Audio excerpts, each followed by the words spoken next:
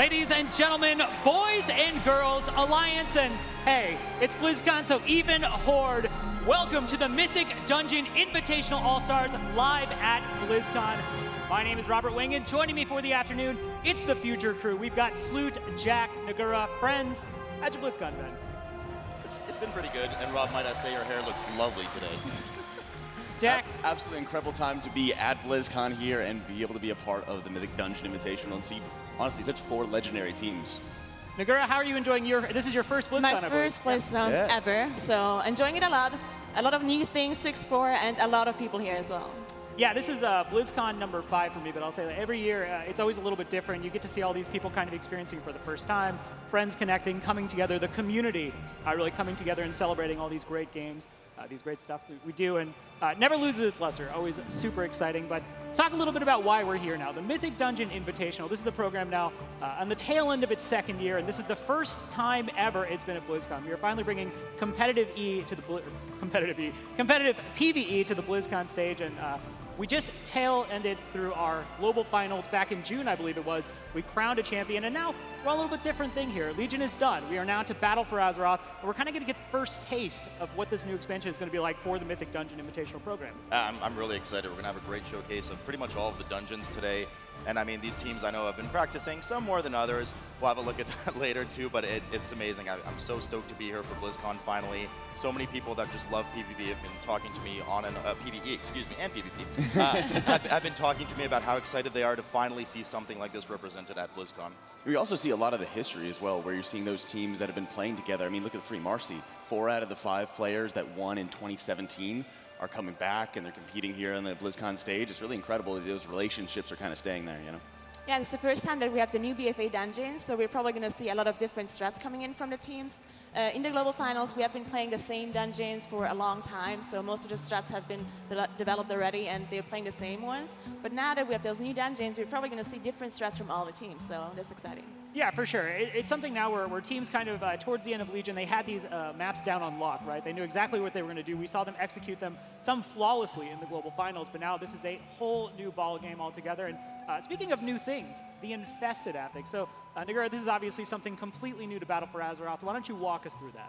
Yeah, so Infested is the 4th affix, so if you do a 10 dungeon or higher, plus 10 or higher, then you get Infested as the default affix for now. So Infested is random mobs in a dungeon getting selected, and they are infested. They have an aura around them that heals the mobs around them, so you want to CC them or drag them out or focus them down. And once you kill them, it spawns 2 Gahoonies, spawn of Gahoon. They will try to reach other mobs and infest those as well, so you need to CC them and kill them.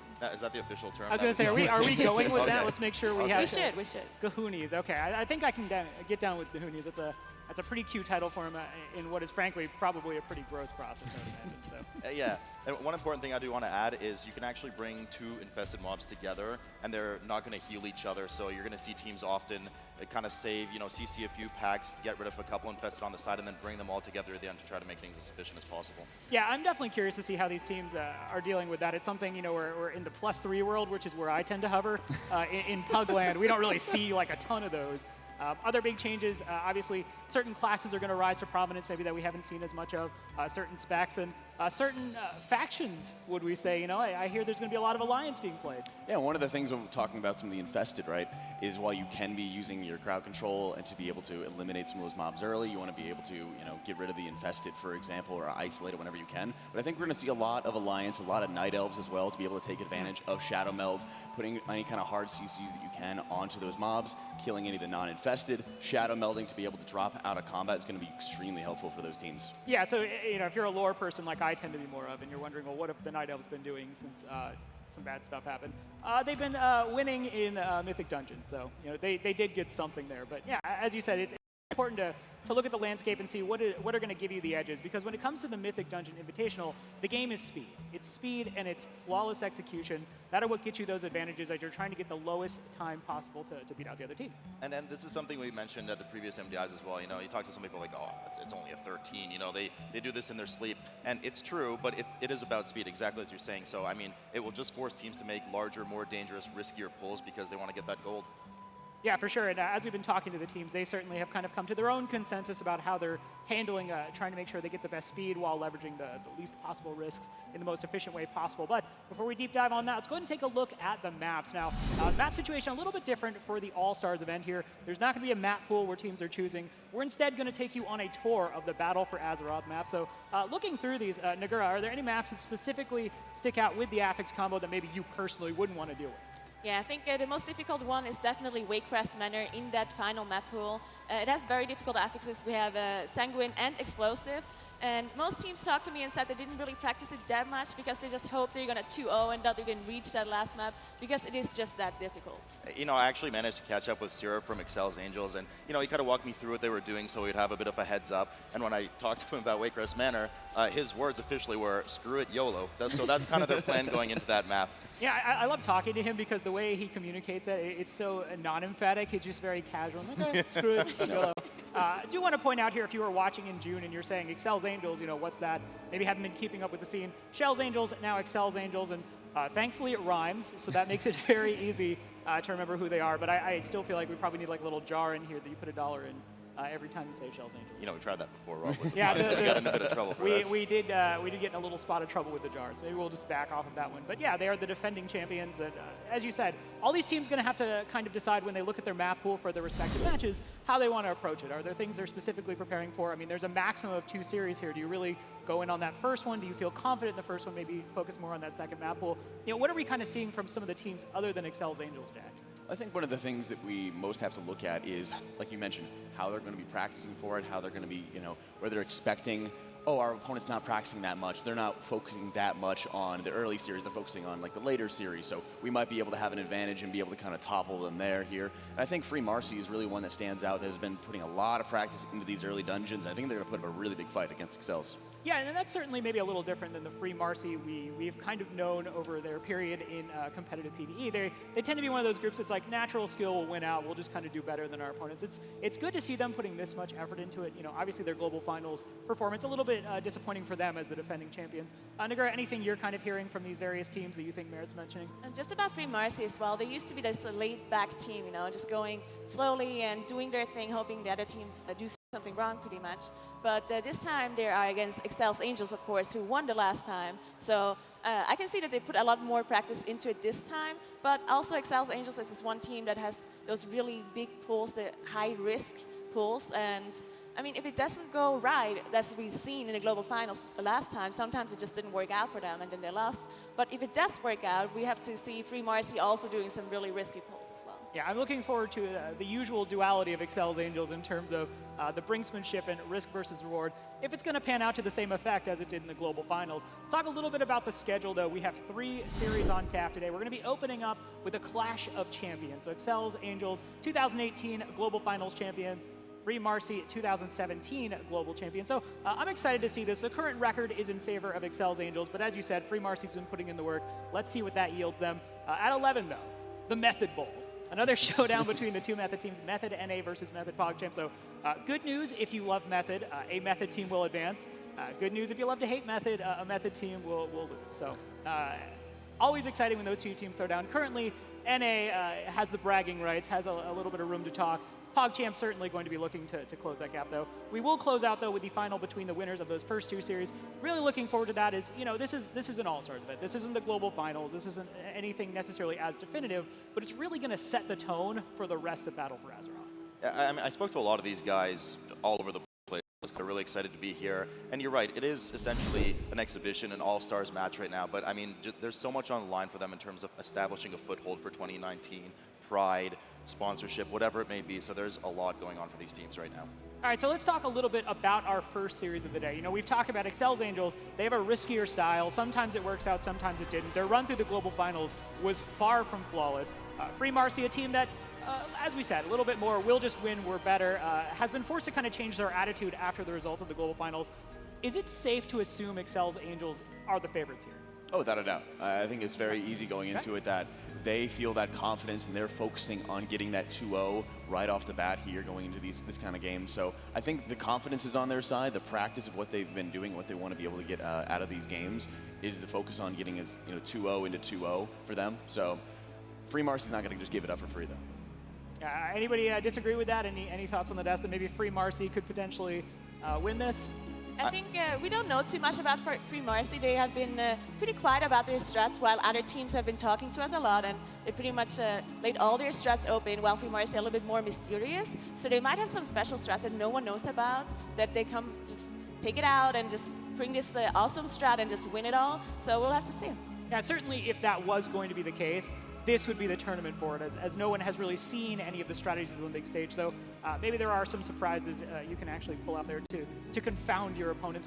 And this is an interesting thing specifically about the Mythic Dungeon Invitational program as opposed to other Blizzard esports, right? It's not two teams necessarily going at each other in the traditional PvP standard. It's two teams playing their own game. And when you can't check in on how your opponent is doing, when you can't get live, up-to-date updates, you're kind of forced to just play riskier and riskier to make sure you get the best possible record. So, I mean, again, this isn't one of those things where exceL's Angels is going to be able to look over and say, like, oh, Free Marsy's not doing as well, we can pump the brakes.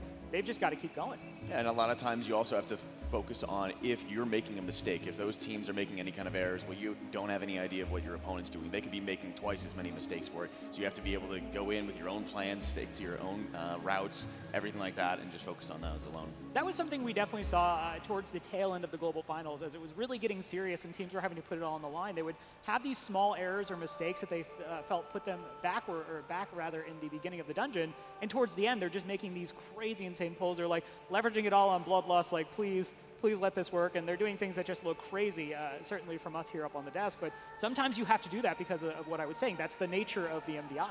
Yeah, well, one of the things these teams mentioned a lot of the time is, I had a chance to talk to them about how do you feel about Legion versus BFA dungeons, and what most of them mentioned is the difficulty of the trash and the strats required for the trash. It's not something that can just grab all together sometimes into the boss and just AoE down. There's a lot of strategy and difficulty involved now, so some of those riskier pulls will be even more to pull it off. Yeah, you see there the crowd. This is a packed house here in Anaheim, California at BlizzCon. Super excited to have this kind of crowd. Let's talk about the map pool, though, for Series number 1. A little bit more of a deep dive in how this is going. Now, they're going to be kicking things off here with the Underrot. And the Underrot is a map that certainly with the right affixes can be difficult, but I'm not seeing anything here that looks too crazy. Guys, correct me, what do you guys are thinking?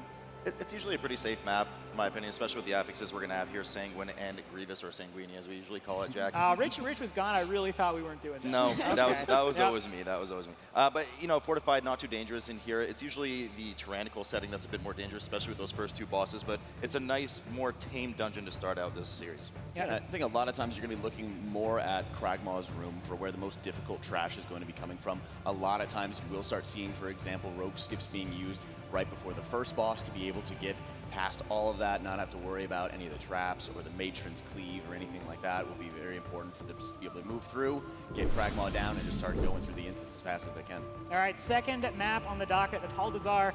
Nagura, what do you think? Is this another one of those maps that's maybe a little bit easier? Certainly there's some decision-making in the route you take.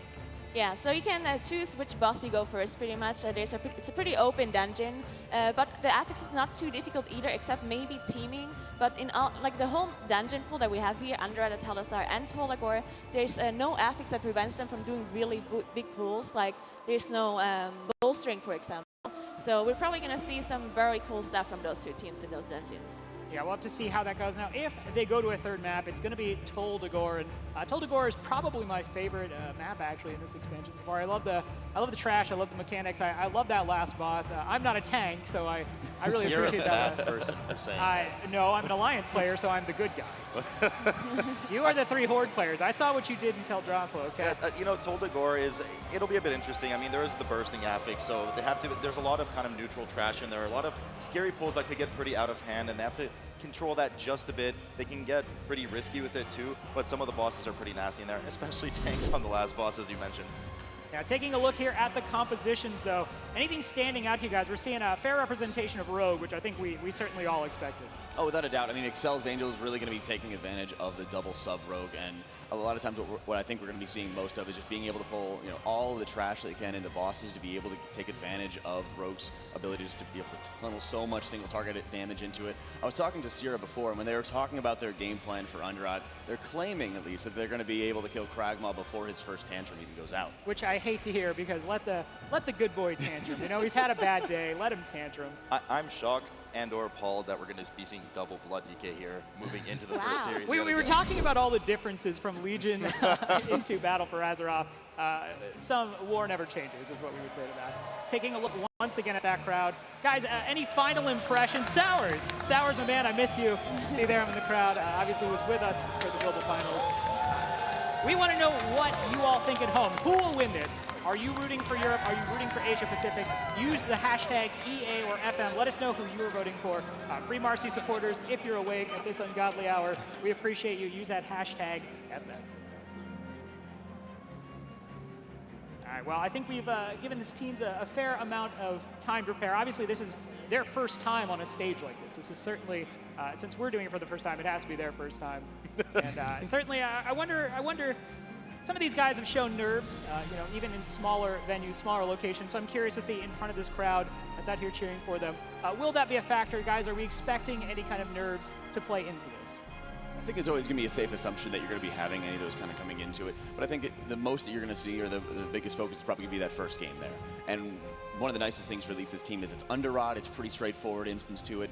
And that's why you want to start seeing those teams practicing maybe as much as they can to make sure that they get it into just raw muscle memory every single time. Because once you start getting into that flow and you have the focus on the game, everything else just kind of clears out. Yeah, for sure. You have to make sure you're kind of calming down, you're settling those nerves, and you're playing your game. That's the thing you really need to be focusing on there for both of these teams. And this is what's so exciting about a young program like MDI. These are young guys who are coming in, and they're doing it for the first time in a venue of this size, in front of a crowd of this size. So to your point, hopefully after that first map, they kind of shake off the jitters, whatever are there, and really focus in on making sure they close out this series in advance. Yeah, and especially because a lot of times a third game that we have, Atal'Dazar, King's Rest, Warcraft Manor, have a lot more of the difficult affixes that we're going to be seeing in the dungeons there. So I think a lot of the teams don't really want it to be going in that game 3. Some of those are just mean. Yeah. Yeah. Just mean. Well, I mean, I would point out that is kind of the point here. We're not just doing like regular quests out there leveling up. We're supposed to be doing hard stuff here, guys. That's why I'm in the desk, as a host and not an analyst here. I'm doing the easy, like turning in quest style stuff over here. I can always count on you for that, and the +3s if I don't even need to carry from you. Yeah, hey, if you ever need a +3, I know a mean Night Elf marksman chimp hunter who, yeah. That's why I'm running +3s, man. That's why I'm running +3s, okay? One day I'll switch over to Beast Mastery and immediately knock out 17s, but for now it's 3s. It's so great seeing these guys just hanging around the desk. You could see that they have some of the nerves. Remember, we did see a lot of these guys, actually, most of these guys in Ohio, in Columbus for the global final, and they're certainly at a more comfortable feel to them. So it's going to be really great to see how they settle in after this first game, like Jack said. It'll be very interesting as well with Free Marsy side, where they're actually having Zerace back onto the team. They did not have him available at the global LAN, so he's very happy to be able to be back with them. 4 of the 5 players who won in 2017, so they have so much experience playing with each other. They're so used to being next to each other and beside each other on that stage, though. I think it should be quite good. Yeah, really looking forward to seeing what's in store. But guys, no more time wasted. Let's hop into it. It is exceL's Angels versus Free Marsy at the BlizzCon. Blizzard. Thanks, Rob, for that. Guys, welcome to BlizzCon 2018 MDI. Happy to be here with my friend Jack. Jack, good to see you. We're going to see here what the over-under rod is for the teams right out the gate, mass stealthing straight to that first boss. Really common strat that we see in this dungeon, Jack. Yep, always important to make sure you're getting that sap off onto one of the patrols there so we're able to quickly get past them. We really want to see just the Bloodlust coming up almost immediately there as they're engaging with Elder Liaxa here. Pretty straightforward boss here. Yeah, so there's a Blood Bolt that's constantly cast on the tank. You want to make sure you interrupt it as frequently as possible. It does quite a bit of damage. We see the Bloodlust come up for both teams right away on each side. Now, she will spawn a Blood Mirror at some point, so you have double of those Blood Bolts to deal with, making sure the tank doesn't take too heavy damage. So you're going to have to well coordinate the interrupts between your team. Yeah, and you're seeing here to do an excellent job. Both teams getting them very, very low, because like we said, we are on that fortified affix. So just as Bloodlust is going to be falling off here, both teams are just annihilating Liaxa. Free Marsy getting a little bit faster, but both teams actually just neck and neck right now. I mean, they just melted. They go right down the ramp here. Now, we have a couple of ways to go here. We can either go in front with the Maggot and, of course, the Ticks, which do a ton of tank damage and explode on the group for quite a lot of damage. I know because our groups, when we run Jack, frequently die because you won't heal us. But they do a massive pull here. Free Marsy on the right-hand side and just AoE everything down. There's a lot of casts going on here, a lot of dangerous things. You got to make sure you interrupt those lashers. If you do not have a disease dispel, you will have somebody get stunned and until they're healed through. Thankfully, both Priest and Monk healers do have a disease spell available to both of them, but not to be outdone. exceL's Angels doing the same sort of strategy available to them. Brath dropping extremely low here, but he's got tons of runic power to be able to get himself topped off, just for making sure he's able to kite away and able to drop his stacks there as they're going into it. But fantastic interrupts here, and it's always nice to be able to lean on that extra disease dispel in case one is able to go through. Now, Jack, something we have to mention, and there's kind of some MVP affixes that we've seen from Legion moving into BFA, and Grievous is one of them. Those stacks are much harder to heal up as a tank. You can see Brath has been sitting in that 5 stack for the entirety of this pull. Yeah, you were seeing him actually getting clipped by the breath there. Very good for him to just be able to get out as rapidly as possible, and that's also what has to happen when you're playing with Disc. You are able to pump out a very large amount of damage, especially on a single target, but when you start doing these larger pulls, especially if your tank is able to do as much damage as you're seeing out of Brath, a lot of times you have to just sit back, play defensively, keep everybody alive, and often it may just end up going into heavier Shadowman spam to make sure they're staying topped off. But like you said, a lot of times you just have to balance out everybody dealing with the Grievous here. So, I mean, right now, the race has to be able to balance out Arrow, Brath, and himself, and clearing out those 5 stacks. We're seeing a big pull coming in here from exceL's on the left hand of the screen. A lot of interrupts here, and of course, we do have those Bloodseekers. I don't think they pulled one here yet, but those Bloodseekers are deadly. They will fixate a non-tank player and just do tremendous amounts of melee damage. So something you want to keep an eye on the interrupt. Of course, they do have that Sonic Scream as well that will interrupt spellcasters. They stun everything together. You can see the tanks are well kiting, moving around, making sure that none of these mobs are in that sanguine. Very important here to be able to watch out for that. And I love the movement that they're always going into the next trash pack they have to be dealing with here. They have so many slows at their disposal in case they get those blood swarmers where if you blink away or you just start sprinting away from them, they will immediately charge you. But if you're not too far out, 5-10 yards away, they won't charge you quite yet, and you could stay just out of melee range for that fixate. We see the sap coming over on the side for exceL's Angels with that infested maggot. They want to make sure they move away from it so that it doesn't heal any of the mobs here. They will be dealing later with it. They grab another huge pack here. Now, a double Blood Swarmer pull here is really dangerous. That's a lot of damage. You can see them kiting around in circles, but it's so hard to get all that effective damage on them if you don't sit near the melee. Yeah, and especially seeing Sierra getting double fixated here. The cast did go off from the Blood Swarmer, and Divine Field goes down here. They do not have any battle res left available to them, and that's just the disaster situation they just can't have. They do have 1 battle res, but I don't think they're going to opt to use it. I mean, just at this point, it's just going to be a full wipe. But luckily for them, they do have double rogue. They'll be able to release and remass stealth right away and get back to everybody. Free Marsy has done a bit of a smaller pull, a bit more reserved. Now, I think they did have to use quite a lot of resources on the previous large pull, so they're taking it a bit easier right now. But exceL's Angels falling pretty far behind here. We were just talking about that, Jack. Those Blood Swarmers are so dangerous. Somebody missed their interrupt on the cast, and that's all she wrote. Yeah, when you're always counting on it and having that strong execution, a lot of times as a healer, you will just be free casting anytime that you see, the Blood Swarmer cast going off, for example. So at that point, you're just counting on that interrupt to happen, and then it shuts down the healing, it locks them out of their spell school, and you're not able to do anything to be able to keep Divine alive. Free Marsy just chewing through this trash. We can see, of course, the second boss, Kragmaw, feasting in the middle of the room on one of those maggots. They will be pulling all of the trash in the room. We'll talk about the boss mechanics a bit later, but he will tantrum around the room, so you want to make sure this entire room is clear of any trash because he will proximity aggro them. Yeah, but always very important to be able to watch out for those as well. Like we were mentioning, they're counting on being able to kill Kragmaw as fast as possible, but if they start getting the tantrum, it starts moving into those other mobs, and it's going to be such a disastrous situation if it happens. They run through and pull some of these infested mobs together. Now, we did mention earlier that it's important to know these infested mobs do not heal each other, so you can CC a few of them on the different edges and bring them all together. Yeah, you're seeing 5 infested mobs coming in all together here, and it's so easy for them to be able to deal with all of them at once, no healing going out from any of them, and then from there they just need to make sure they're taking advantage of the mage slows, keeping any of those Gahoonies from getting into the other non-infested mobs. Yes, the Gahoonies, the official term, of course, dubbed by Nagura.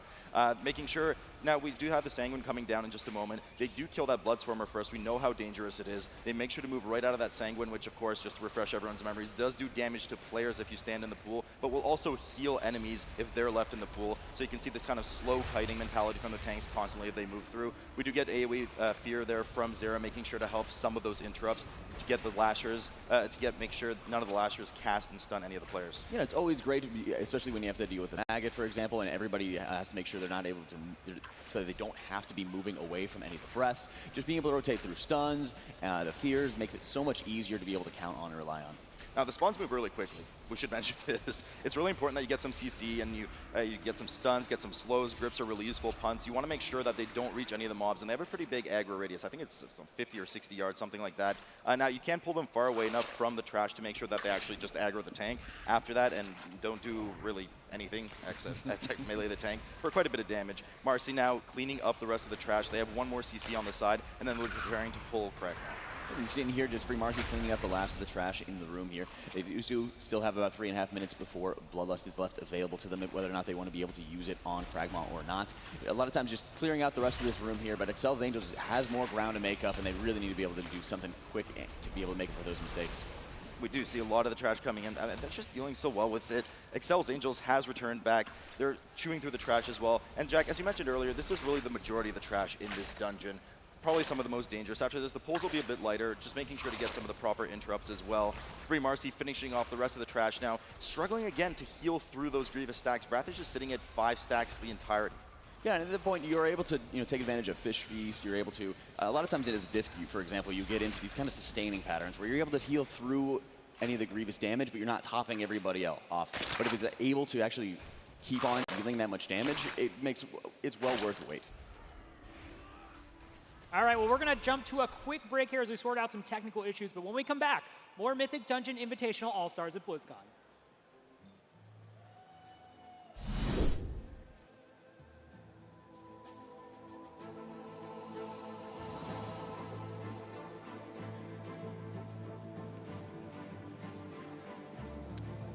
Gotcha.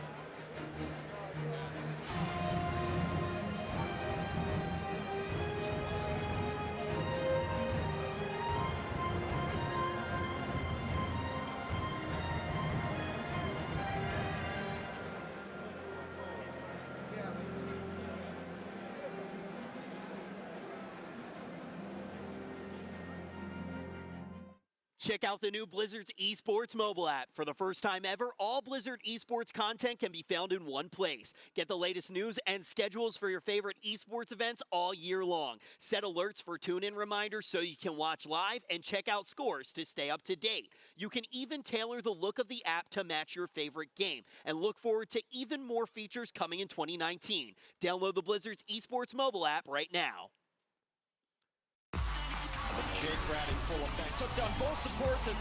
In the Overwatch League, you're hyping up the chat, taking your team to hashtag trending, and spreading memes at tracer level speed. All by watching us cap the point. Speed like that deserves a network that can keep up. With T-Mobile, get all the Overwatch League you can handle with coast-to-coast coverage. Now your arena is where you make it.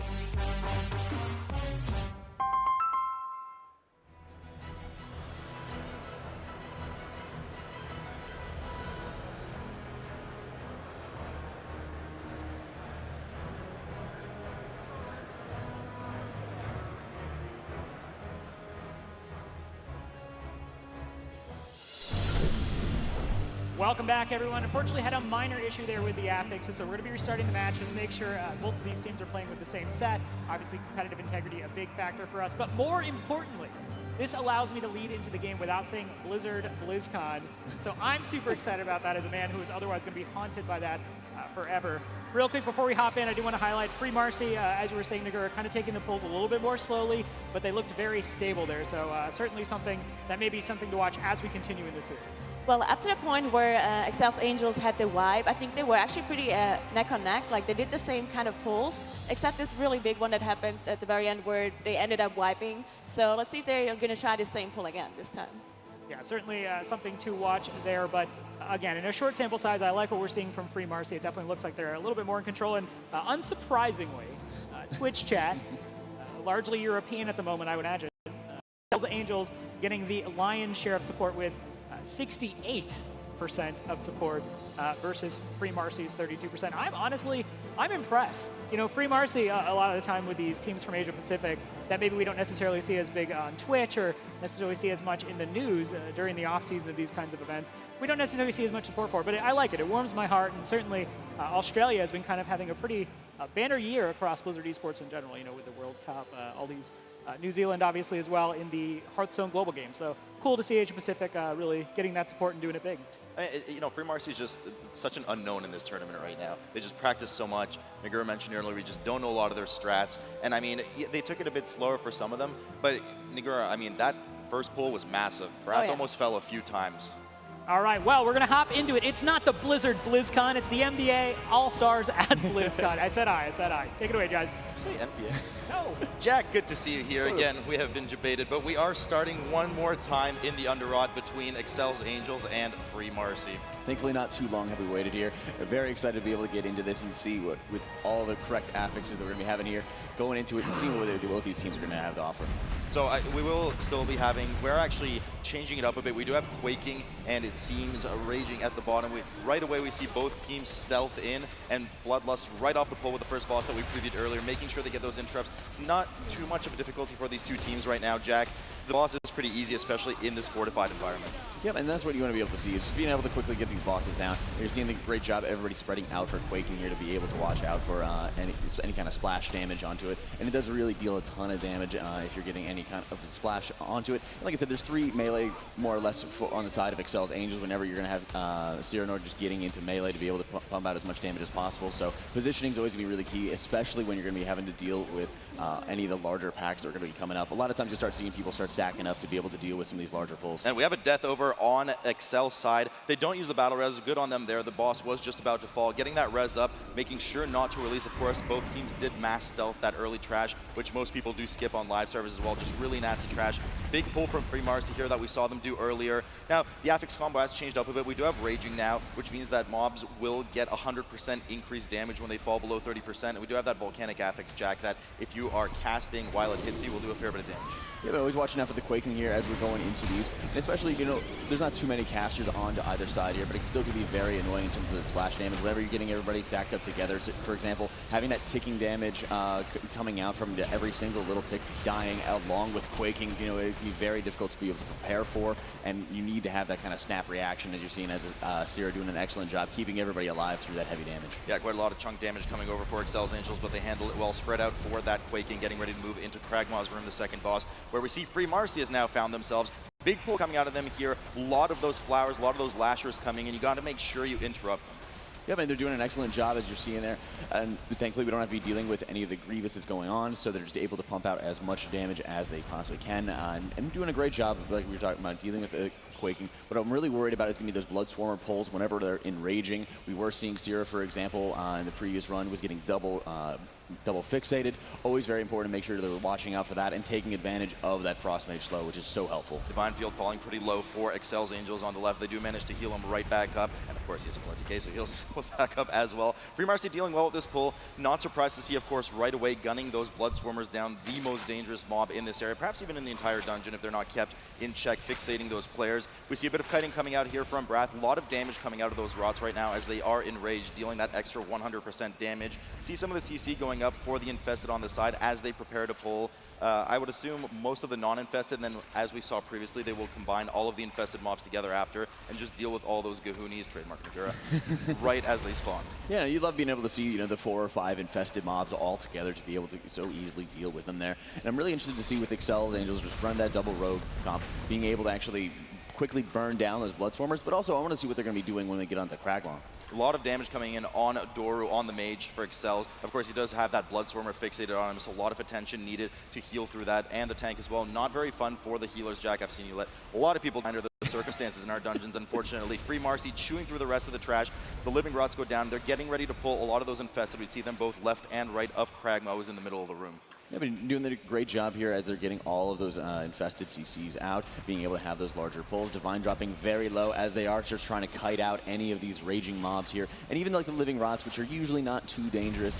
When you have the infested go off, when you have the rage going off, there's so much damage going out on the Zera there. He's so low. He's trying to get away from that fixate there, getting a shield out and just getting everybody kind of slowly topped off there. But it was really a precarious position they had. That was scary. I mean, what happened? They're caught in the frontal from that maggot there. You got to make sure you stun it, disoriented, or you kind of move together as a group to bait the direction that it shoots out in combination with some of the Quaking and just the damage going out from the Blood Swarmer. Almost cost Zera's life, but managed to stabilize. They're killing all the mobs as evenly as they can. It's really helpful to do so that you make sure you have only one round of AoE stun or CC on the Gahoonies that spawn so that you can control them as well as possible before they run off to someone else. Oh, there's one sneaking on the side. Make sure to grip it right back in, right into the AoE, and of course that very solid slow from the Frost Mage, 85% if I'm not mistaken. Yeah, and Zera's doing a great job actually taking Divine Star, which has been tremendously helpful, especially when you're having all those little Gahoon mobs coming out there, being able to get everything in together and just dealing a ton of damage onto it. Seeing again Arrow dropping more CCs onto any of the Blood Swarmers there,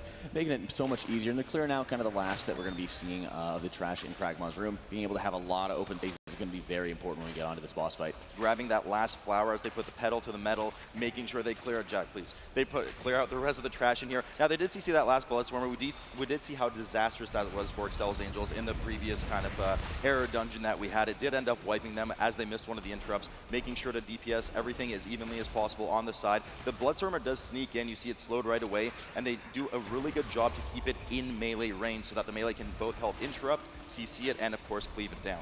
Yeah, and being able to actually take that extra time. You know, Zera was, again, taking Shining Force to be able to get that knockback out onto the Blood Swarmer there. Give himself a little bit of breathing room, and that's a lot of times what you need, is you need just enough time to be able to get everybody topped off, be able to get all of your atonements out, to be able to start dishing out that damage, ramping up in like Shadow or Pains onto the enemy mobs and things like that. And another cast slipped out on exceL's Angel side. We saw that Blood Swarmer Sonic Screech cast go out. Everybody got quite low. It forced the life cocoon at the end too, so just it got forced a bunch of defensive CDs just with that misplay didn't get the interrupt off. Free Marsy now has moved over to Kragmaw, the Infested, the second boss. Tons of damage coming in. You will see teams kind of typically tank him in the corner room here because he does charge a random player, and you want to make sure that you bait that charge into the wall so that he moves as little space as possible. We see it here right now for Free Marsy, and you want to make sure that you stomp these maggots that spawn on the ground, because if you don't, they will turn into those ticks that we saw in the trash, dealing dot damage to the tank and, of course, exploding for shadow damage. Yeah, and it really, they're doing a great job getting the boss down to 50% here, but a great pull coming in on the side of exceL's Angels, grabbing all the skeleton mobs who have all those shields up,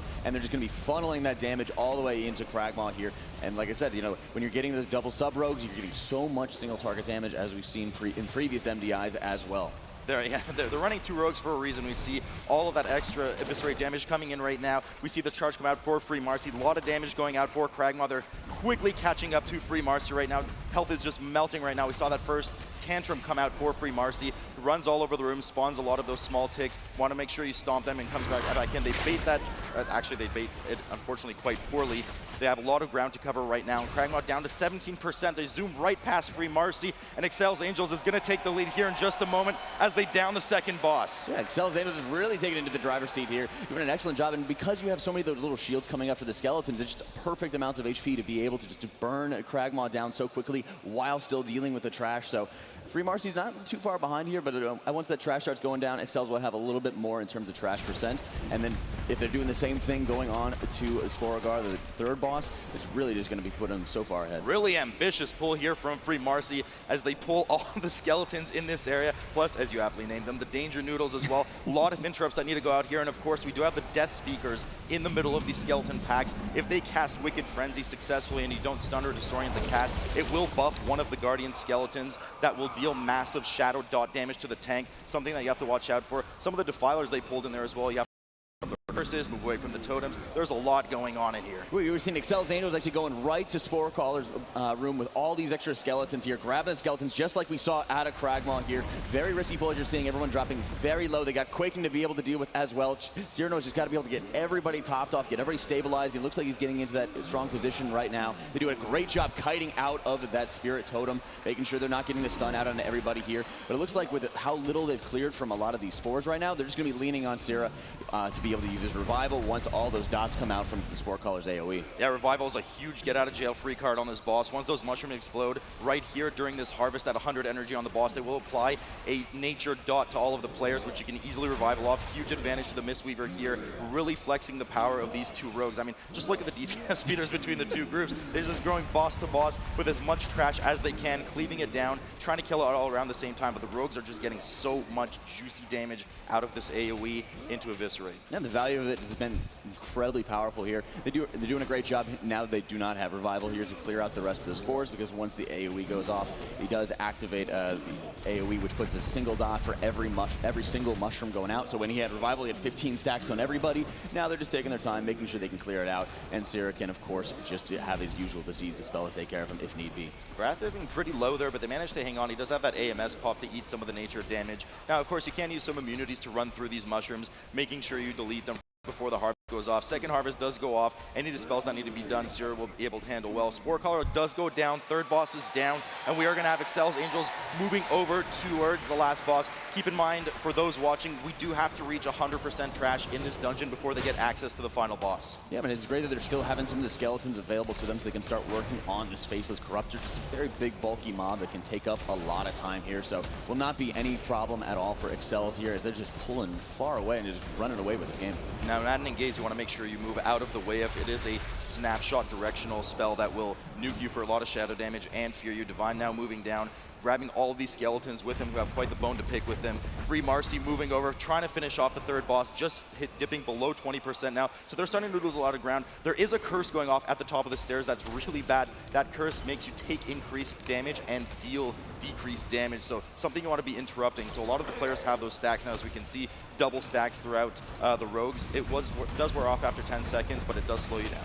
really precarious position here. Sierra's he just has no mana left available to him. He's just trying to be able to get any kind of cast off that he possibly can. We got a massive pull here. They were actually going to be popping Bloodlust to making sure that they're going to be able to get through all of the trash mobs here. And they did wait on those Defilers. That was actually the Defiler that came before they did get that Spore Caller down, and they just put the CC on it, and then they started grabbing it later with that Death Speaker. So when that Death Speaker cast goes off, like you mentioned, that's just what's causing Divine to start running and getting away from people as much as possible. Good to see Seer getting a little bit of mana left available to him, start catching up and getting some extra damage out onto these mobs. They're just looking to clean up everything here. That Wicked Frenzy does a ton of damage. All of the mobs now dipping sub 30%, 100% increased damage. That means, as you can see, Divine frantically running away from them. Bloodlust just coming off, just fading now, 2 seconds left on it. Managed to deal with the rest of them. The Frost Mage is just so essential for peeling off the tank here. No problem, runs away, starts to pull the next skeleton pack, trying to get that 100% trash as quickly as they can so they can start the RP to lead to the last boss. But Free Marsy not giving up. They're still 5% ahead of the trash right now. They've already dealt with the third boss too, and both teams just massive pulls coming in this final area leading to the last boss. Yeah, like what we were seeing out of exceL's, where they're able to just continue. Well, it looks like, you know, Free Marsy definitely has the trash advantage in terms of what's killed. exceL's just has so much that they're already working with. They have so many mobs already on top of them that by the time everything goes down, they're just continuing dragging into the next thing, and they're dragging into the next thing, and it just makes it so much easier just to focus those corruptors down. And then by the time they start actually focusing on the rest of those mobs, they're going to be gone for good, really. And the Frost Mage slows make this so easy for the tank. We did have Cheat Death proc over for Arrow on Free Marsy, so he's not going to have that available pretty much for the remainder of the dungeon. That kind of get out of jail free card with all this damage going out. Breath getting down to 4%, managed to heal him up, and Haru getting down really low for exceL's on the left. Managed to heal everybody. Still have 2 battle reses on each side as the tanks are just frantically running around. One of the danger noodles has popped up. You want to make sure you get chain interrupts on them. All of the trash is going down. Free Marsy should have just enough here to get 100%, and they'll be over the last boss. Yeah, I love what we're seeing here with exceL's. They're actually just slow walking throughout the entire instance, dragging all of these skeletons along with them, and then just single target tunneling whatever is available to them. They do have to watch out for this infested mob, so you're seeing, you know, Divine doing a great job actually just bring a little detour, grabbing all of those mobs around that noodle. Then they have to make sure they do a really good job taking care of these Kahunis, and then they're able to move on to those double faceless corruptors that both are engaging at the same time here. A really clever play by exceL's Angels. They actually perfectly kited those mobs near the danger noodle that was infested to make sure that the rogues can get that extra single target damage and focus that infested mob down as quickly as possible. Free Marsy now moved over to the last of the mandatory mobs. You need to kill these 2 corruptors prior to getting access to the final boss's room. We already see exceL's Angels have done the same pull, and both teams are neck and neck right now. Once they get the rest of this trash down, it's going downstairs, and it's going to be the final boss. Yeah, it's really cool to be able to see this as going on. And what I think one of the big areas that might actually start putting out in favor of Free Marsy is really the disc damage that's coming out. If you're comparing Sierra to, you know, Zerace right now, Sierra's able to put that physical vulnerability debuff onto enemy mobs, making the rogues, you know, pump out a little bit more damage here. But at this point right now, you know, Zera's already pumping out about as much damage on the tank when you get into like a single target boss fight. It's going to make a tremendous difference on this last boss. Both teams neck in neck right now as they reach the 100% trash. They head downstairs. Any trash remaining upstairs will despawn and de-aggro as they start this RP event. Ladies and gentlemen, the final boss room for Underrot, exceL's Angel and Free Marsy at it. They both do not have access to Bloodlust. We pull right away. You want to make sure to wreck this frontal from the boss away from the party because it does periodically spawn spores that you don't want to fill up too much of the room. Yep, they're doing a great job of getting that tight position that you really want to see here. But at this point, they just got to be able to get as much damage out onto this close race here. Yeah, and it's really sketchy here too because they have the quaking affix too. This boss forces you to often have to group up both to cleanse the debuffs that are on the players, but to also bait the directional frontal from the boss. So you could get caught off guard with the quaking that does splash onto your buddies. They're doing well to spread out Free Marsy on the right side there as they slowly kite the boss clockwise around the room in a similar fashion. We see exceL's doing the same thing. Now, this boss, you'll notice that kind of chunks health. What happens is you actually increase his energy levels by DPSing him, after which will spawn 2 small bloodlets. Each bloodlet you kill does 16% damage to the boss. Kill 6 in total, and the boss is done. Very good here as they're just letting, you know, the Titan Keeper that is allied to the party, just let them kill all of the bloodlets that are going out and start using any of those to be able to get some extra cleave damage out onto the boss if possible there. And they're just letting the Titan Keeper kill all of them until the last wave, and then it's going to be that pure focus onto them. So right now, Free Marsy is just crushing this boss. Free Marsy has dealt with the second wave. They're trying to get the boss up to the last round of 100 energy. It will spawn the final 2 small bloods. After that, they don't have to deal with the boss anymore. They just want to kill the bloods as quickly as possible in order to take the first game. We see the second round only just now falling for exceL's. Mass single target advantage, of course, of that Disc Priest that you mentioned, Jack. They're dealing with the last bloods coming out in a moment, looking to seal the game in just a moment. Yeah, they're doing a great job, like you mentioned, that positioning there. You've seen Zera drop really low at 6% here. He's got to make sure he's watching himself. Yeah, as they're getting it down. Doing such an incredible job. Free Marsy here. Very impressive game 1. We talked about it at the outset of this series. You know, we went down the panel and everyone just said, hey, straight up, this is exceL's Angels to win.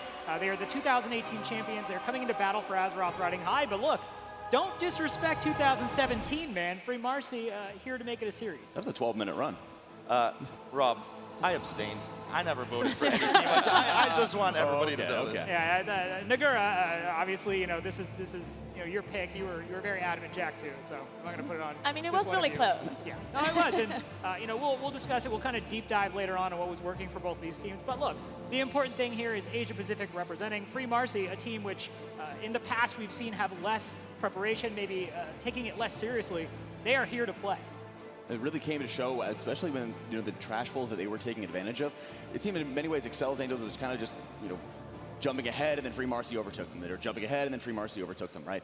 Those larger pulls, which how much setup it actually took for exceL's to be able to pull off, was going really well for them, but the consistency that Free Marsy had going out through the instance just absolutely blew them away.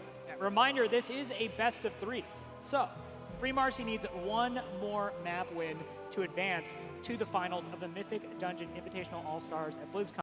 Don't go anywhere. When we come back, more of this series. Will exceL's Angels be able to tie it up, or will Free Marsy advance and make good on that 2017 championship? The 2018 World of Warcraft Arena World Championship is brought to you in part by Republic of Gamers, Corsair, T-Mobile, Samsung SSD, and NVIDIA.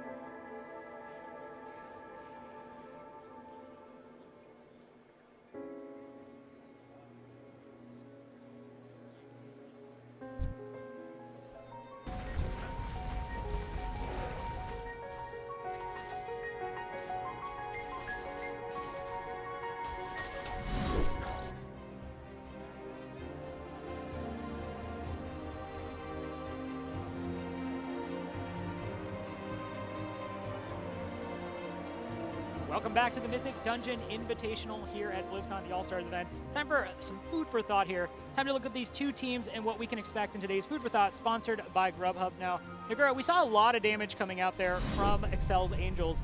What were they doing there to really generate all that damage?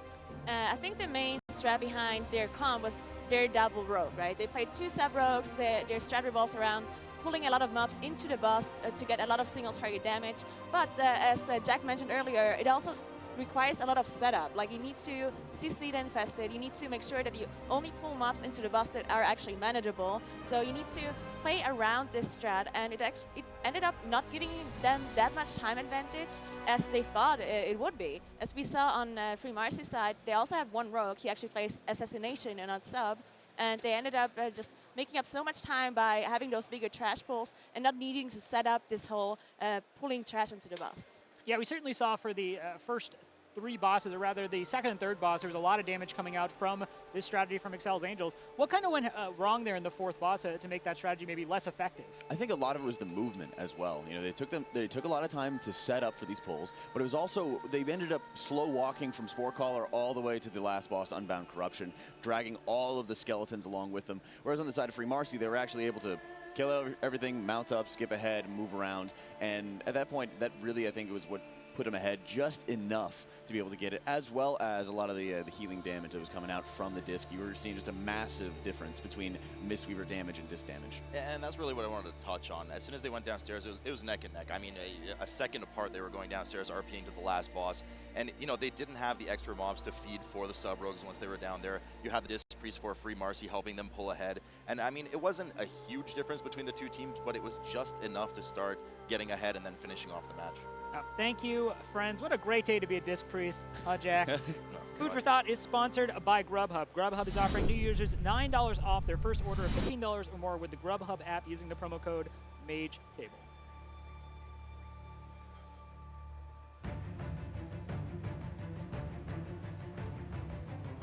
Today's broadcast is sponsored by Grubhub. New users can download and install the Grubhub app to receive $9 off your first order of $15 or more using the promo code MAGETABLE.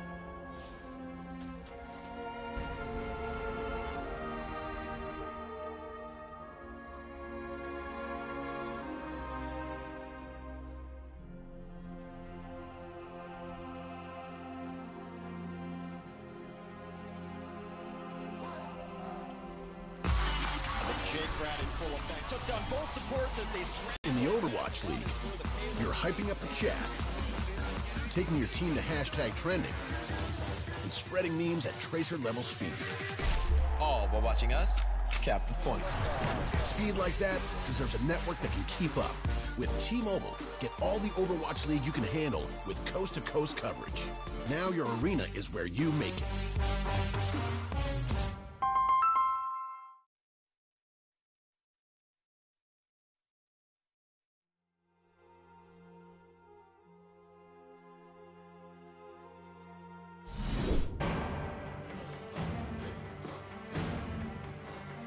Free Marsy knocking on the door here with a 1-0 advantage, but exceL's Angels definitely has some room to make some changes. Obviously, in between matches, teams are able to switch up specs, but they can also take it a little bit further. They can switch one character, so maybe double rogue isn't something they're necessarily feeling great about. Maybe they want to make some changes. What are you guys looking to see here from exceL's Angels and how they take these changes? Nagura? They could swap, so I think they also practice Demon Hunter, so they could swap one rogue for a Demon Hunter, so pretty much have the same composition as Free Marsy has. But I'm not sure if they can do that at this time around because they obviously practice with the comp they have. So I think we're going to see the double rogue again, and this time they just have to pull it up better and have more damage in the box. They're going to have to do exactly that. If you're out there rooting for exceL's Angels, give them your energy. This is it. They have to win this game to stay alive in the MDI All-Stars. Hi, Jack. Hello, Sloop. How are you? We're having a lovely time here. And great to be here in Atal'Dazar. You know, kind of one of the classic dungeons, like one of the first dungeons that we really saw coming out of beta here that everyone always has such great familiarity with. Yeah, this is kind of the Maw of Soul style dungeon, this expansion. Just really common for the players to see. Big pull coming in from Free Marsy off the bat. Most typically on live servers, we actually see teams go down straight to Razan. Big pull coming from the left side for exceL's Angels already going up to the left side of the temple. Very open concept dungeon. Popping that Bloodlust early. We see a huge middle pull coming out of Free Marsy. I have never seen that pack pulled before. It really is not something you often see here, and doing a great job actually getting everything in together. They did have to deal with a lot of the little Saurids, as well as any of those Pterodactyls having the AoE Screech that they have to watch out for big time here. So this trash actually does give tons of percent here, and it is in that central location, so they can continue pulling more trash into it here. So I love what we're actually able to see here to Free Marsy. So well timed from exceL's Angels, wrapping up that big pull just as Bloodlust ends. Free Marsy still dealing with the trash here. Bloodlust falling off for them now. Only half HP for that kind of middle mini boss pack, but they do periodically pull some more mobs to the middle, making sure that they're effectively cleaving as much as possible. A lot of damage going out, though. We do have some more forgiving affixes in this Atal'Dazar right now. We do have the teaming affix, which means that there's just more trash present in the dungeon, which also requires you to kill more trash to get your 100%, and of course, Volcanic Jack, something you're a fan of. Not as much as I'd usually hope, but you are seeing, of course, the frenzied charge coming out from any of these dinos that will get stunned by. So positioning is always going to be a big thing, as well as being able to pace yourself with how much additional trash you're bringing into this, because you do need to have those constant interrupts available to be able to not take care of those screeches here.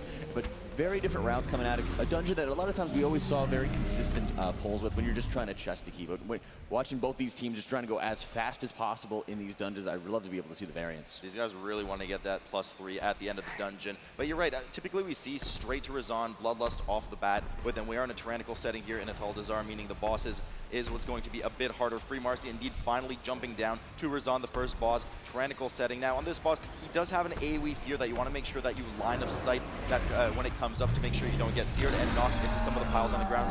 A lot of these raptors coming up as well. Yeah, huge damage going out of the Wrath. They actually had to pop pain suppression early here, so you're really going to see maybe barrier going down soon afterwards. Get a little bit of extra protection onto him because he's dropping so low right now as they're pulling all these additional raptors, get a little bit extra funnel damage for Arrow to be able to knock it into Razan there. We are seeing on the side of exceL's, they did actually start skipping past a lot of the trash and using their Shadow Meld to be able to get into Volkal's room here, so very different routes coming out of both sides.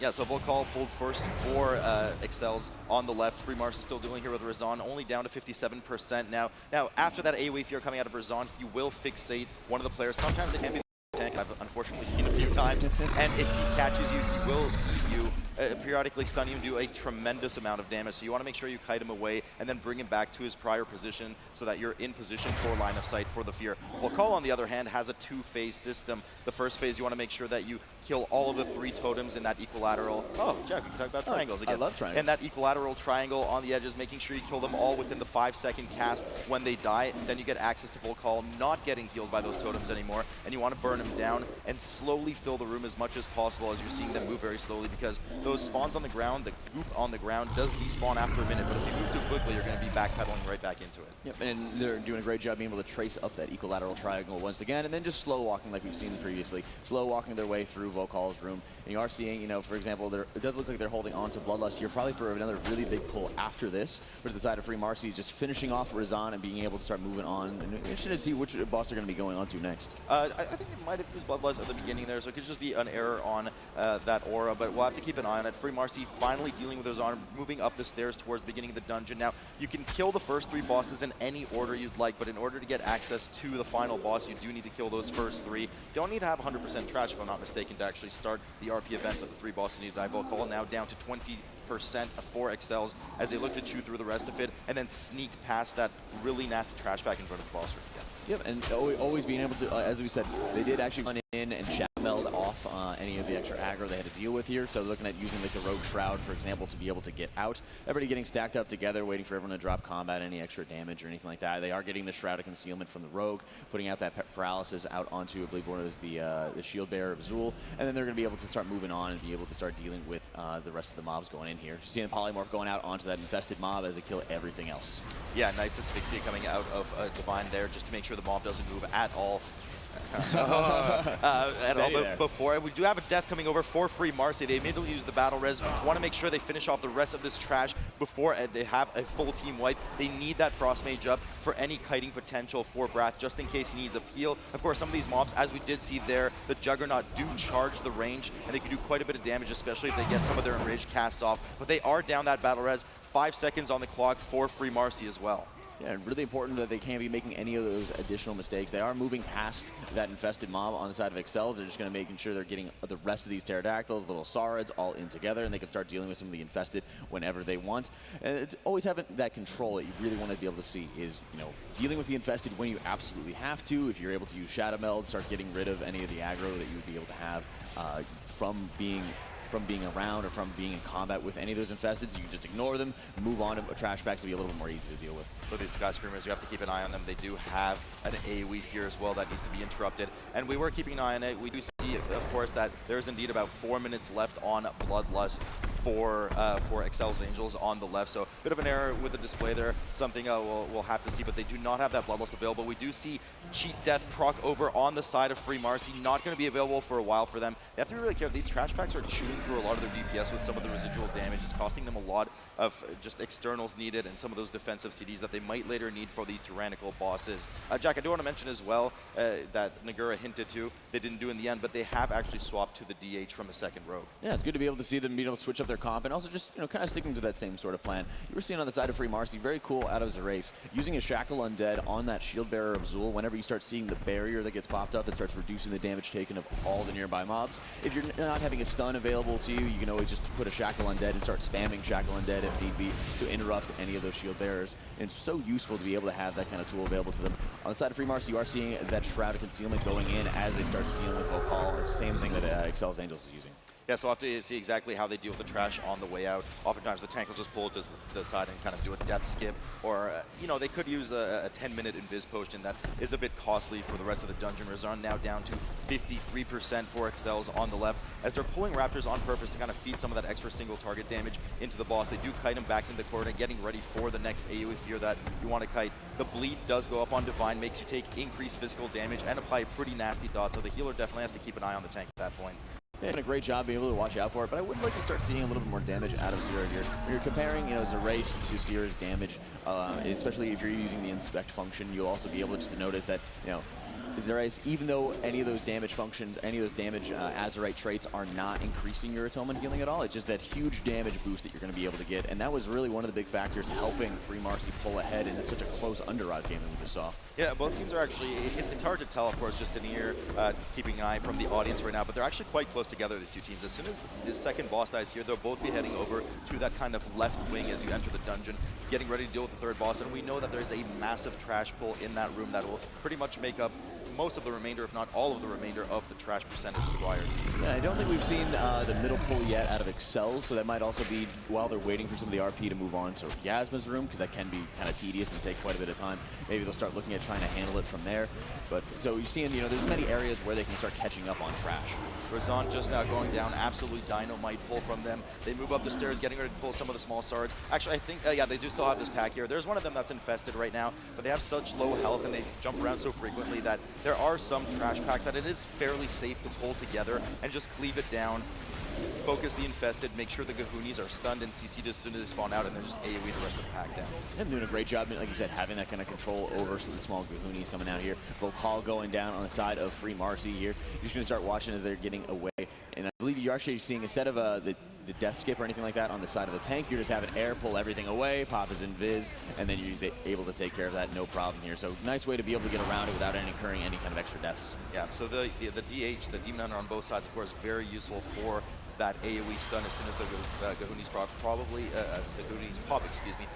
one of the considerations that they had when they swapped from the second row to the DH in this dungeon. A lot of Infested that you really can't get by too sneakily like you could in Underrot. We do see exceL's heading to the middle pull that we first saw. What is with everyone doing this pull these days? We usually don't do this on live. Most people avoid it. It is just a nasty pull. A lot of health takes a while, but it does give you a ton of percent. Yeah, that's what they really need right now, especially in that teaming format. They need to be able to get as much percent as possible, and also just be able to continue pulling a lot of extra trash in. So you'll see a lot of times you'll have these little smaller pulls that kind of keep you from going as fast as you want as part of going through this room. So for example, once they get the rest of these little guys down, they're able to CC one of the SAR that they're right next to, pull the rest of the non-infested, start AoEing those down. And you start slowly kind of adding on to the pull and getting a ton of trash percentage out of it. So we see the sap coming up on the Infested from Free Marsy as they head through the middle of the room where they prior killed this pack, heading towards the third boss's room right now. If they were in the same dungeon, they could wave hi to each other as they're just basically passing each other's point right now. exceL's looking to finish off that same pull and then work towards the tunnel in the back that you see on the left there, whilst Free Marsy already heading in that direction. Pulls the entire hallway together, making sure to interrupt the AoE fear on those pterodactyls. Yeah, and just terrific coming out of here by Free Marsy here, really showing very clean route and having a great deal of difference coming out from this rather than exceL's Angels, which has been kind of falling behind just a little bit here and there, and they really need to be able to have something very aggressive, and hopefully we're able to see something very aggressive as they're going on to the Priestess room. Yeah, I mean, once again, just neck and neck here for Marsy, just slightly ahead as they wait for the fire to despawn as they safely move up the stairs. Definitely don't want to get hit by that. Jack, you're excellent at usually displaying those on live servers. They do move up. It's really going to kind of come down to this, and of course, a lot of the single target on the last boss, but this pull coming up is crucial. It is a massive pull coming up in the third boss's room. Teams often pull it with the boss if possible as well. Yeah, they always have to make sure they watch out for the priestesses that are on her left and right flanks here, because if they are getting pulled into the boss as well, it will bug out a little bit of the pools that do spawn from the priestess. It will make it very hard to be able to actually deal extra damage to her, and it can actually make it very easy for her to be able to heal herself up. So you are seeing, on the side of Free Marsy, they're dealing with a lot of the extra mobs here. They want to start seeing if they can get all those infested together from the priestesses, kill those, and then start moving on to the boss after that. And really clever here from exceL's as they rip the infested mob from in front of the boss away, grab everything together, start AoEing it down. We see the blind for the infest on the side there. Free Marsy just cleaning up the rest of the pack right now, getting ready to move to the priestess. Want to make sure you interrupt those fire enchants on that Ashe. It actually almost killed Ashe there. You want to make sure you interrupt that lot of damage going on the ground. Dora getting quite low too, but no problem. Bloodlust has been pulled for popped for exceL right now. 10 seconds left on that, and then they'll be feeding right into the boss. Free Marsy finishing up the last of their percent, and we see, of course, Priestess right in front of them waiting. Yep, and the Priestess is there. They just, again, want to be able to see those kind of hard CCs going out into them if possible, because exceL's Angels already has all of the trash percentage that they need. So for Atal'Dazar, all they have to be worrying about here is just maintaining the CCs onto the side mobs, onto those any of those infested, kill the spawn of gold that comes out immediately, and then they'll be able to shadow meld off and get away to the last boss. They just don't care about the infested. They got their 100%. They just leave it CC'd on the side. They pull Priestess. They're going to kill Priestess. They're going to use those Night Elf Rachels and the vanishes that they have. They're going to get out of combat and move straight to the third boss. So really cheeky little play here, giving them the advantage and the percent advantage right now ahead of Free Marsy. About 10% now, and they're just chunking her down. We do know, of course, that there's a mechanic on this boss. You want to make sure you get in one of those blood pools before she does her transfusion so that you actually damage her instead of heal her, which is why you saw those massive 5% chunks going on at a time. You'll have to do, I think, 2 of them probably at this level before they're able to finish off the boss and move on to the final one. Yeah, and because there's so much HP on Atal'Dazar when you're in a tyrannical setting here, it's so important to be able to, have proper positioning. You are seeing, for example, on the side of exceL, you're seeing Dora standing right next to whichever pool he's going to go to. Before the transfusion goes out, everybody already has a blood pool that they picked up, and they're able to start quickly burning out her health, as you see, just gets chunked down so quickly. Yeah, and the advantage that that exceL's had is kind of gone. Free Marsy's doing a ton of single target damage. They're getting that ready now for their second transfusion, which unfortunately does time gate them a bit. exceL's will be able to finish off Atal'Dazar in just a moment, head right down the stairs as quickly as possible and start the RP, because there's a bit of a wait time before you have access to the final boss. Yeah, man, at this point, 3% left for both sides here as Free Marsy, like you said, it was just putting out so much extra damage there. And you're actually seeing a lot of the times on the side of, yeah, they actually did. So at this point, you're seeing neck and neck again going into the final boss here. We've seen the Shadow Meld go down on the side of exceL's Angels, getting rid of all this infested combat, and they're just able to sit there, wait for the fire to pass, and start moving on. The Asma. And they're both stuck on the waiting, exact... they're patient. They're patient. They're both waiting on the exact same fire spawn, but you saw as quickly as possible one of the players moved ahead to start the RP at the stairs here. The stairs kind of need to collapse and open up to give you access to the final boss. Dodging the spiders on these stairs, they do hit for quite a bit of shadow damage and leave a pool on the ground. A similar mechanic that you'll see on the boss, as we see that life grip right up there, Jack. You love doing that too. And they're getting ready to just dive in on the boss right now. The stairs only now accessible for exceL's, and here we go. Free Marsy finally starting on the last boss. Yeah, they are starting up, and they do have Bloodlust available to them, and just a huge DPS race here. As you want to see this race just pumping out as much damage as possible, and really want to see where those damage Azerite traits really start pulling ahead, whereas Cyranoid, playing a little bit more defensive as a couple healing traits enable as well. So really want to see where they're able to come from here, and you are seeing everybody stepping out for that Soul Rend. Not too far away, quickly cleaving all of those down before they impact with the boss. Divine doing a great job kiting away, and the extra damage you're able to funnel in with the Rogue, doing a great job. Really well played by them here. They're on purpose keeping those mobs alive right behind the boss, using that Frost Mage slow so that they can funnel as much single target damage through the Rogue as they can into the boss and just gain as much advantage, which they already had a huge run with for having Bloodlust available for the boss. You see the boss percent difference, about 15 between the two teams right now, and it looks like Free Marsy is just gonna take this right now, but they have to spawn these mobs in the middle of the room. Immediate, we see the Frost Nova go down, and they are going to once again try to feed a lot of that single target damage and passively cleave these down. Yeah, at that point, it really is just, there's a 5-second difference from just one death, but I don't think it's going to be enough here, and Free Marsy is just destroying its boss right now. Yeah, I mean, they will likely have access to 2-minute CDs at about 20-30% on the boss, so we'll see a big burst of damage coming out of both sides right now. Free Marsy, you can see, is pulling even further ahead. They likely have access to some more CDs right now, about 20% difference between the two teams. But they're starting to once again close it just a bit exceL's as they start to pop up too, doing a similar strategy as they kite those images close to the boss, getting as much single target as they can. Yeah, right here you're seeing 18% coming up on the side of Free Marsy. They're really getting backed into a corner. They have to watch out for a lot of these little spiders as they are just clogging up the rest of the room. You're seeing a couple of little impacts here and there to be able to start dealing with it. And anytime you can get like the Rogue, for example, who can just cloak and start running through a bunch that are all stacked up. That's great, but Free Marsy now 5% left onto Yasma. All the trash taken care of. There's just a tiny 5-second difference here, but it's not going to be enough here as Free Marsy takes it 2-0. Free Marsy with a huge performance, taking the series 2-0.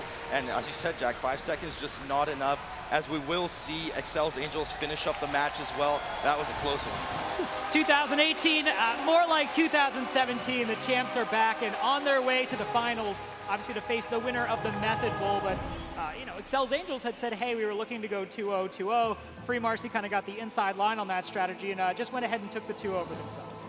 Yeah, maybe the whole mysterious way having those special strats coming out from Free Marsy just took it, and maybe exceL's Angels, a little bit too confident with their pulls coming in, thinking they can win and maybe practice too much for the final map, and then yeah, Free Marsy just taking it. And let's actually dive right in on that, because there were two different routes here we saw, and in the end, the Bloodlust being available in Yonzo there, was that a big factor, Jack, do you think, in the end, in Free Marsy winning this? Not only the Bloodlust, but also a lot of where they had to actually use cooldowns, where they actually had to focus down a lot of those mobs. For example, they were using Bloodlust, I believe, on Priestess Alunza's trash leading up to it, and because they needed to be able to get everything in together, kill it very quickly, go back, refresh all the CCs they had on the infested mobs before they went back into the boss. All that extra maintenance, all that extra the requirements really that they had to be able to put forth in order to execute the strategy properly. All the time, if you have, for example, Free Marsy, who just has a very clean route, they take care of everything in their way rather than having to kind of play around and still fiddle with a lot of these things. Yeah, for sure. And so you see these teams, they're shaking hands, they're giving hugs. Everyone's good sports. And this is one thing specifically I love about the MDI program, is you really see that all the players are friends. They talk, they come together, and it's all good times. There's no bad blood here. No, it's just everyone's one big family here. And it's just great to see these guys hanging out outside of BlizzCon, outside the tournament, at the hotel, everyone's hanging out, different teams saying hi to each other. And, it's the same thing we saw at the LAN as well, the global final. It's just an awesome team spirit, man. What's not awesome is we don't get to go to Atal'Dazar. It is awesome because we don't have to see the last boss from a tank perspective. I was really hoping to see the corner perspective there for the tank, but alas, Free Marsy just was too dominant, so we will not get to go to Atal'Dazar. Nobody's going to jail today. In fact, Marsy is one step closer to being refreed. I don't actually know how Marsy keeps fourth or fifth time. Yeah, I don't know how many times Marsy has been freed. I don't know what Marsy keeps doing, frankly. I prefer not to think about it. They should just add the D at the end of 3, and it would be freed Marsy at this point. Well, I think that's what it was. After 2017, it was freed Marsy, and then it was 2018 is a new calendar year. Of course. Yeah. Nagura, looking at Free Marsy now and what we've seen so far from them, do you think they could be potentially the team that wins the entirety of the All-Stars event? Oh, definitely. I mean, of course, we haven't seen the meta teams yet, but they've shown a really good performance. Of course, we have to talk a little bit about exceL's Angels too. Both of those teams did some really, really clean runs. We only had 2 deaths in total from both teams in those 2 games. We had one from Free Marsy in this last game, and one from exceL's Angels in Underrot. So really good, clean pulls by both of those teams, and really fast pulls. So they definitely know what they're doing. Yeah, it is interesting going from the end of Legion to the beginning of Battle for Azeroth, because towards the end of Legion, it really just felt like teams were pulling the entire dungeon, essentially in one pull. But clearly, there's a little bit more respect being paid to the dungeons at the beginning of Battle for Azeroth. So we'll have to see, if Method, both teams kind of have that same approach, or if it's going to be a little bit more slow and steady, kind of wins the race. Yeah, the best part is we're also seeing just a better variety of dungeons coming out of it. So the next series coming up is going to be completely different dungeons. We're going to have a little bit of a different experience for it. And, we're able to see that wide variety, not only from a regional perspective, we're seeing NA and EU going to be coming into it on the side of PogChamp and Method NA. So I'm really excited to be able to see this next series. Finally, a rivalry we can all appreciate. It's the gold EU versus NA. So be sure to get out there in Twitch. Vote. You see the hashtags on your screen. It's MNA or MPG. Which Method team are you rooting for? Now, as we discussed earlier, NA currently has the bragging rights, the winner of the last tilt between these 2 teams. But having spoken to both of them, they're both very excited about the opportunity to take each other on. I mean, new year, new MDI. We just saw with Free Marsy, the favorite, at least Nagura's favorite, with exceL's Angels there. It was Jack's favorite too. It was Jack's favorite as well. What matters is that we were right. It's the hair. The lack of hair doesn't slow us down, yeah. But it's new year, new strats, new dungeons. So, any advantage that existed in the 2017 era, that's out the window at this point. 2018 era in the previous MDI, that's out the window. It's BlizzCon now. Yeah, I mean, for sure. If people want, maybe we can just hop in and just chain run some Maw of Souls. But it's a different day, different dungeons, and I'm sure actually nobody really wants to go back to Maw of Souls 10. I'll pass on that. All right, Atal'Dazar, Maw of Souls. What dungeons do you like, Ted? Anything but those 2. Anything but those 2. Yeah, so as we said, this is going to be exciting to see this series coming up. And when we've talked to both of these teams, it's kind of different attitudes to me, it feels like, because Method NA, when I've talked to Mitt specifically, it's like we don't practice. He's my coach, by the way. I love you, Mitt. But we don't practice. We don't need to. We're not practicing off stream. We're just here to have fun, have a good time. PogChamp seems like there's certainly been, as is kind of their way, maybe more long days in terms of how they approach tournament preparation. They both have a really similar attitude going into this. I mean, they're taking it seriously. They have had some practice. But at the end of the day, what they've done is they're saying, hey, look, we're happy as long as we get the best run we possibly can with the practice we've done, with the comp we've done. If the other team just beats us flat out and we did as well as we can, that's great. They were the better team. But they are well seasoned in what they're doing. But I don't know how confident they are that it's the best possible strategy overall. Yeah, hard to tell, obviously, this early into the expansion, but don't go anywhere. When we come back, more Mythic Dungeon Invitational All-Stars at BlizzCon with the long-faded, long-awaited, no longer debated, it's the Method Bowl.